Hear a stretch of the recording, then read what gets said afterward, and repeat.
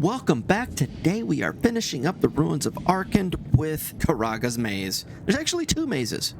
So last episode we took care of a couple of the puzzles. One of them was that giant cog puzzle that you had to push 12 buttons in some random sequence. I gave you the answer for that during the puzzle on the screen. I'm gonna try to do the same for the first maze here, where I give you the rights and lefts as we go. At some point during the maze, I will show that information on the screen so that you can write it down if you want. All right, so let's go ahead. I'm going to move forward, and that should begin the story portion of Karagas Maze. Oh my, this is really something now, isn't it? This has to be Karagas' infamous maze. He built it to secure his research tower deep within the city. No telling what's in there. And that's exactly why we should wait here while the Guildmaster explores it.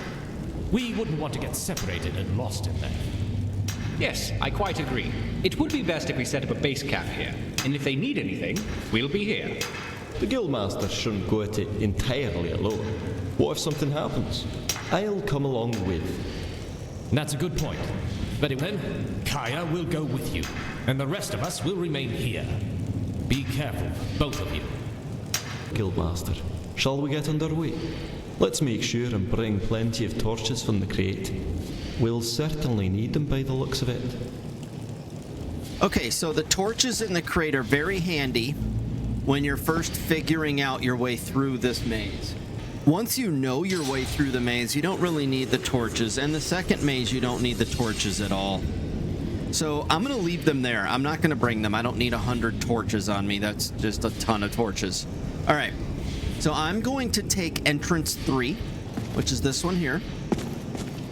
I've gone through all the other entrances. This is the easiest way I could find to get through. Some of them loop into each other, and anyway, if you want a bunch of loot, there are a lot of chests and enemies and things like that inside of this maze. Feel free, explore, do all of the things. If you're wanting the answer, here we go. I'm going to go through it right now. So if you don't want to see the answer, skip to the next portion. I'm sure there'll be timestamps. All right, let's go. Come down the stairs. And at the bottom of the stairs, you hit your first choice. Watch out for plates like this and take a left. Just be careful of pressure plates. Once you take that left, move your way around. And you come to a dead end, except for a spider that's stuck in the wall. When you come to this dead end, jump down into the hole. Just do it carefully. See if that spider wants to die too. All right, so try to make it so that when you fall down, you're falling and hitting edges so that you don't take any damage. All right, now we're at the bottom of the hole. We're going to move forward. I think there's enemies up here if I remember right. Alright, let's take out some of these enemies. I see a proper smasher coming. Oh, there's another one there. I heard something. Who are you fighting? Perhaps we can get back to better things. Did you pass in front of me? Alright, so this is your first opportunity for a decision since we fell down the hole. That is a lot of skeevers. Alright, so as I was saying, this is your first opportunity since we fell down the hole. You can turn right or you can go straight. I'm going to go straight. Your next opportunity for a decision, where I'm going to take a right. Again, avoid those pressure plates. I'm going to take another right. Here, I'm going to continue straight. All right, here, and I think this is the one that doesn't matter, but I'm going to pick left. Gives me an opportunity to loot some of this stuff over here. That's it. That does too. That's what would have happened if you didn't go left right there. All right, three more decisions to make. We're going to go straight, then we're going to go right, and then we're going to go straight. And you come to these stairs. That is the end of Karagas' first maze. There are two mazes here. The second one, although without a map is harder, we have a map. And so it's easy. All right, there's a couple traps at the end here. You've got a tripwire, you've got a pressure plate, and at the end there's another pressure plate. I don't think you can avoid this pressure plate. You can't avoid that one. There we go. All right, Karagas' second maze. There she is. I know the path through this at this point. I can pretty much do it in my sleep. I've practiced and figured out exactly where to go, and just done it so many times trying to make sure that we had an answer for you guys here on the channel, that I can just pretty much do this thing now. If you open your map, though, you can't see it until you get there. At the end, I'll show you the pathway using the map. Let's make our way down to the entrance, and we don't need a weapon out right now. Getting ready to enter Karagas Maze number 2. Let's head in. So immediately take a right, and then right as you enter, take the first left. All right, now this one's a little bit harder to say right, left, so just kind of follow along, I guess. Stay to the, turn left at the first one, and then stay to right of the next two. Yeah, these have so many turns that it's almost impossible to say, just turn left, just turn right, so. All right, this post right here, as you can see, it's just a block. It doesn't, you can go either side of it. It doesn't matter.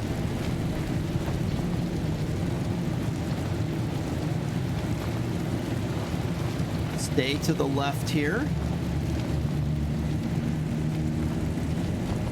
Okay, and then we're gonna curve around. And we should be coming out. Turn right here. And then left here.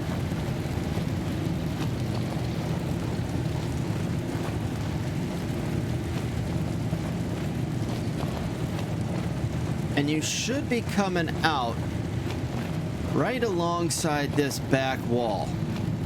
If you're at this back wall, you're in the perfect spot to finish this off. Okay, so don't try to cheat and jump up there. You're just going to get yourself jammed up. Get yourself a little bit closer, because you need to be just on the other side of this wall.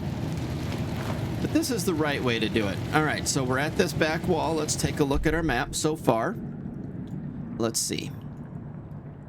So far, we went in, we turned right, we stayed left of this one, and then right of the next two.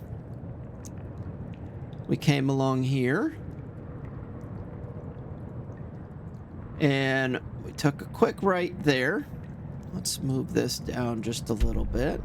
And then we stayed right here, and now we're out in this opening against the back wall. Okay? So for this next step, we're actually going to drop back down and come out up here. Can't see the ending yet. We will here in a moment. Let's move forward. All right, so follow along, turning left as we go. There we are. Stay to the left. And you will come out against another wall, but now you're at the back end. So again, we came from this section here, and we went through just like that. All right, so this next portion has a boss, let's say. Yeah, a boss. There's two things I want to say here. First off, you can use dwarven-powered weapons. I have no skill in any one-handed or two-handed weapons. I am strictly ranged. That's where I have all my skill. So, that being said, this guy is really hard to beat. Or at least I thought he was. As I was going through here and trying to figure out how to put this together for you guys, I realized he has a weak spot. I'm going to show it to you today. If you are melee, grab out any of those dwarven-powered warhammers, swords, anything you found dwarven-powered, and beat him with it. That's a perfectly acceptable way to do it. That's probably the way the game meant for you to do it. If you're ranged like me, he is weak in the feet. So, Let me just show you. If I shoot him in the head, no damage, 0 damage. If I shoot him in the feet, as soon as he stops, as soon as I can actually... There, see? Like, that took half his damage. And his lightning doesn't hurt me. I have too much resistance to lightning, so it doesn't hurt me. Okay.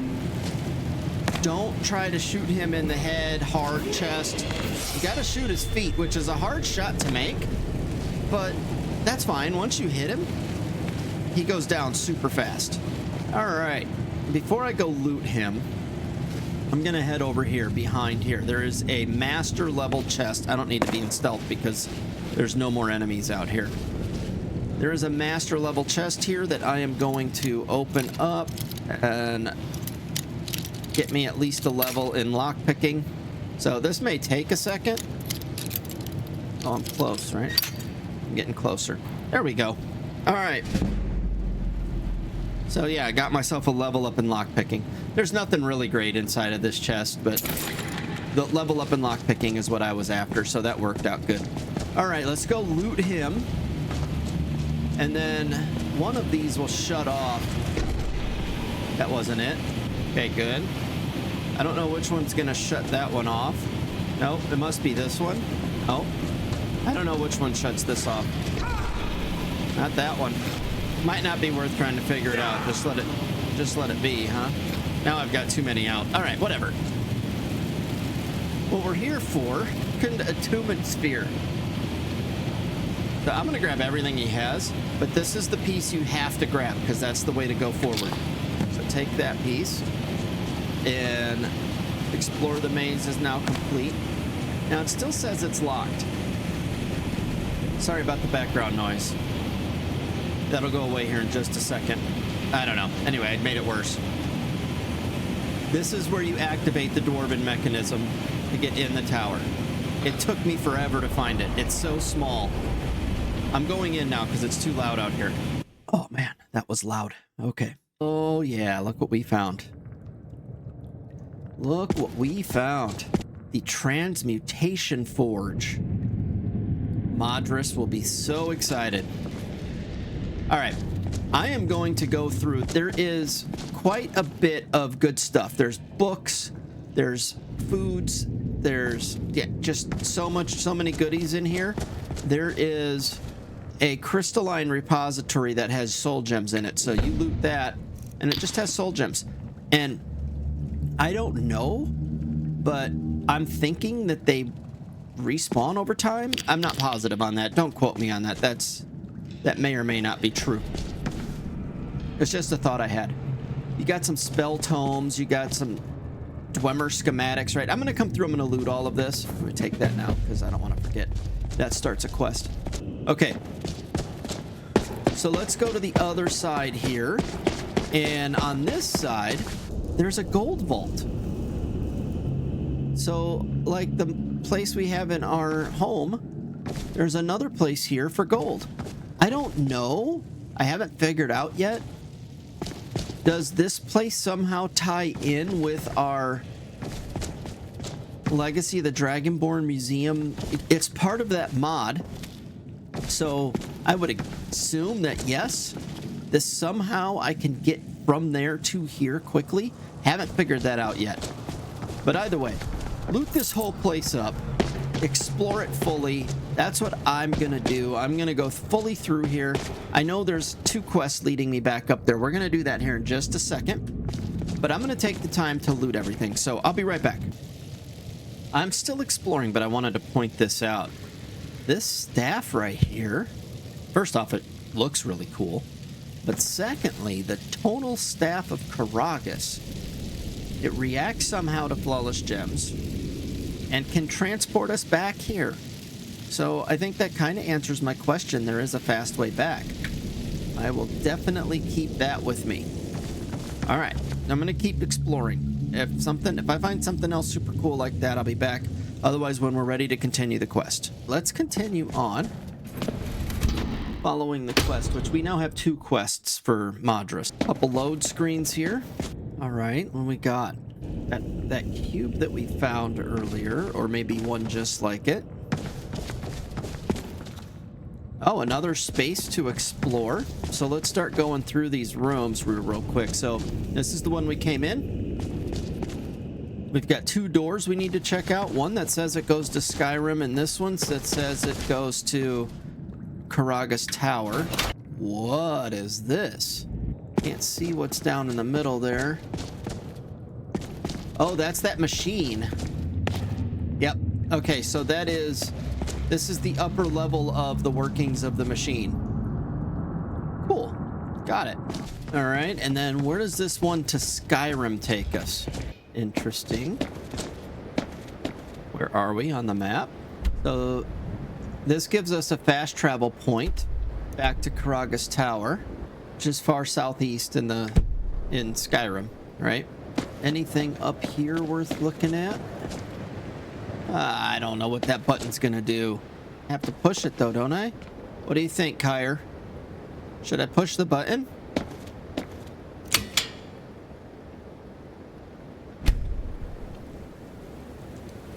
Beacon illuminates but doesn't appear to do anything at the moment. All right, so something more to do here that I don't know about yet. So I studied the puzzle, but I didn't go beyond that. I wasn't trying to figure out all the story. I was just trying to figure out all of the way through the puzzle stuff. So I didn't waste your guys' time or have a 3-hour episode trying to figure out the puzzle live. All right, let's hit this maze origin. It's the only thing left in here to do. Find a way to get to the explorers to the tower. So it worked like an elevator, maybe? Transported us somewhere? I think it worked like a teleporter. Okay. What's this do? Activate dwarven mechanism. Staircase. Hey, there's our people. Nice. We opened up the staircase down. And we're back at the start of the maze. Cool. All right, Madras. We've got a couple things here. Yes? What is it? I found these schematics down there. Can you make anything from them? Oh, those do look fascinating, but I'm afraid I have my hands full here at the moment. How about you hold on to them for now and show me them again after we're back home? All right, so we're going to have to remember that once these guys get back home, back to their guild hall, to show him that. All right, then let's talk about me making it through the maze. Oh, by the Aedra and the Daedra, please tell me you found something fantastic. Super fantastic. There was a tower, and inside there was like this machine with these lights coming off of it, and... No, it couldn't be. You're telling me you found Karagas' Transmutation Forge? Huh. I think that might be what we found. And I thought it was just a myth!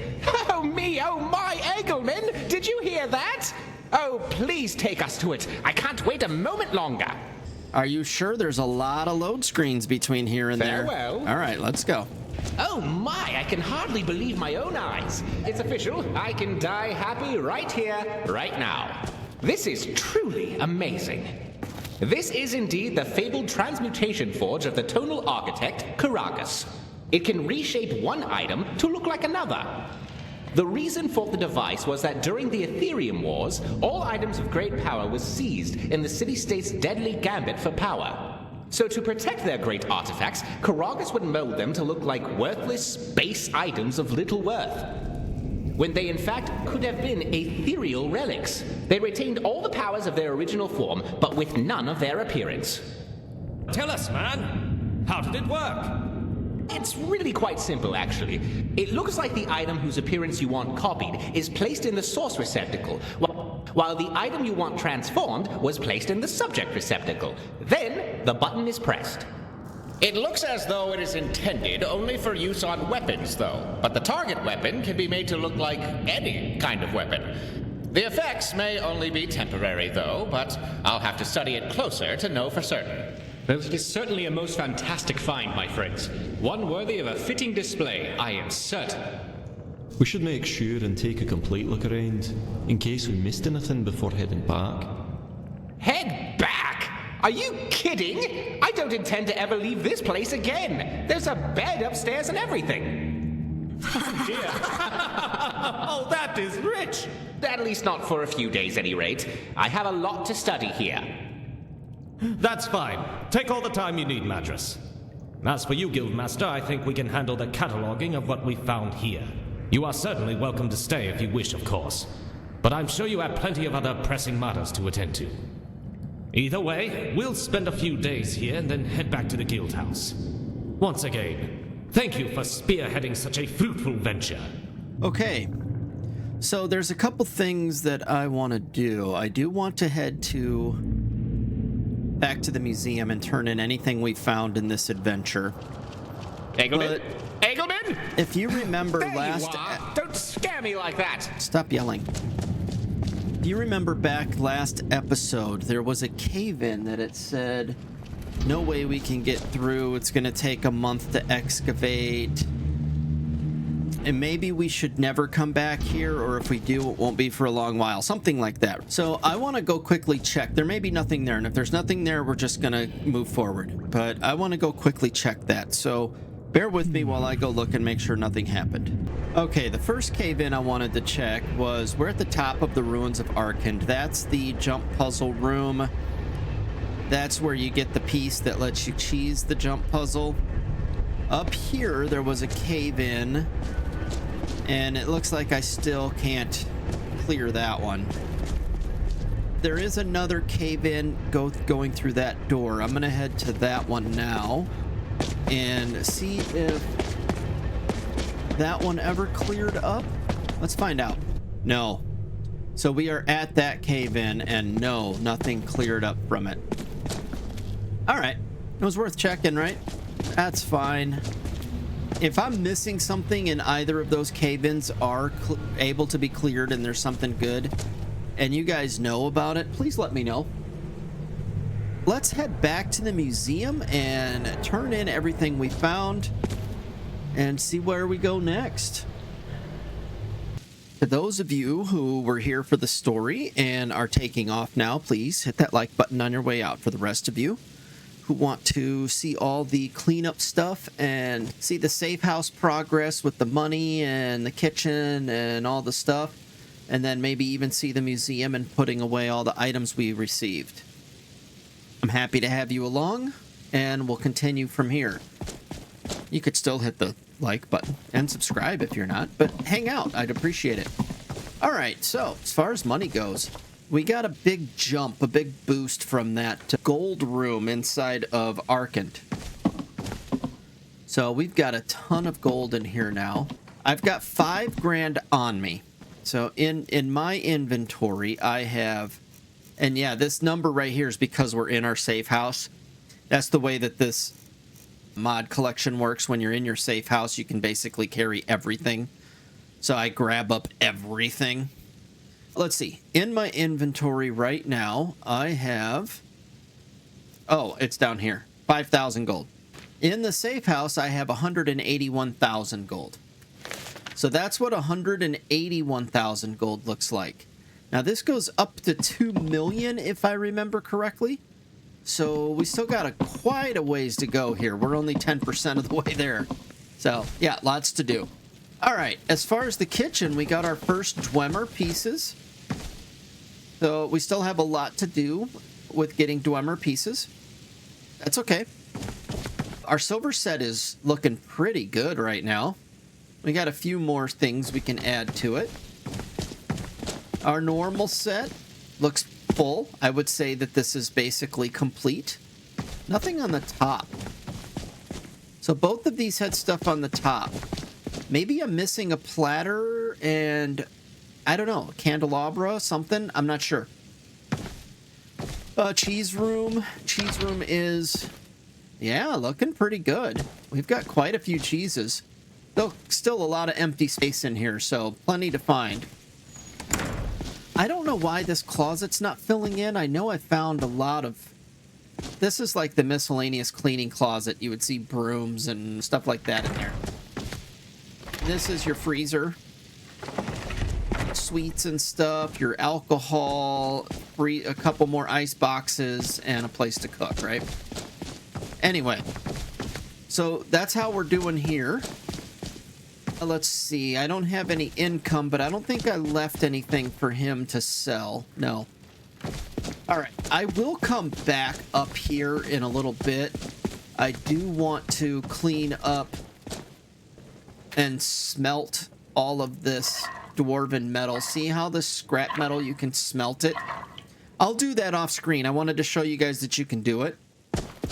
Also, I do want to disenchant, but I don't want to accidentally disenchant something that's going to go into the museum. So I will hold off on that until we're done putting away the museum items.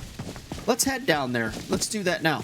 So before we put stuff away, right now there is a bunch of orange notes. We've got Ice Blade of the Monarch, we've got Orknum and the Marmor, Someone was leaving trash around. we've got Don't worry. I Shalador I don't know much Stone. about this stuff. I'll That just might keep be it safe. no, Bloodworn Helm. So there's at least 4 or 5 different orange notes. Also, this All is museum well around the spoils museum. usually has decent stuff, so I always empty that out too. And that's all the orange notes I can find. So what those are, and we're gonna have to do these at some point. So you get this notes on Orknum and the Marmor, right? You read through the note, it gives you a quest to find an item that you bring back and put in the museum. So there's a ton of, there's not a ton, there's 4 or 5 or 6 of these. And I do want to grab them because I want to be able to find these items at some point. So I'm going to go ahead and grab all of these quests. I think we already had one. So we got Bloodworn Helm, Shalador Stone, Ice Blade of the Monarch, and Cyrus' Saber. So there's at least 4 we can do right now. As you progress and get more items, more books will show up here. It's like he finds more items, or he hears stories of more items out there. All right, let's look at replicas. Are there any I can make? Yes. I can make the Tunnel Staff of Karagas replica. We'll make that. And I can't make this one because I'm missing 3 chitin plate. That's fine. And then lastly, I think there's nothing left to do other than put stuff away. So make sure that you have everything in your inventory, and let's put it all away. There we are, 19 new displays. Puts us at 824.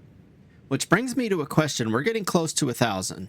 Should we do a museum tour at 1,000? That would be, I think, approximately 25% done. Probably not. I think we have 4,600. What is the number? It's in Legacy of the Dragonborn. Is it in the Curator's Companion that you find that? 4,381. Even so, 1,000 is pretty close to 25%. It would be 1,090 or something like that.